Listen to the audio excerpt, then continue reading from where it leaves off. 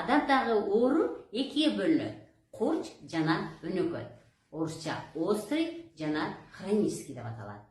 Курч оорулар сиз өмүрүңүздө ошол оору менен биринчи жолу ооруган болосуз. Мисалы, острый гастрит, острый дуоденит, острый колит. Демек, бул деген курч ашказандын сезгениши, курч 12 чегинин сезгениши, курч жоон чегинин сезгениши.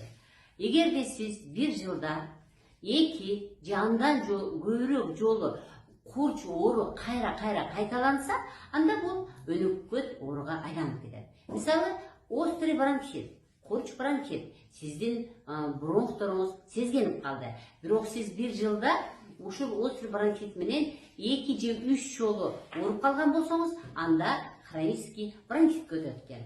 Хронический гастрит, хронический бронхит, хронический дуоденит. Демек, адам эгерде бир жылда 2 же 3 жолу кайталанган оору менен ооруй берсе, ал өнөкөткө айланып кетет экен. Демек, урматтуу мекендештер, сиз өнөкөт ооруга кабылбаш үчүн курч оору менен күрөшүңүз. Мен сиздерге ден соолук каалайм. Доктор Бапаева.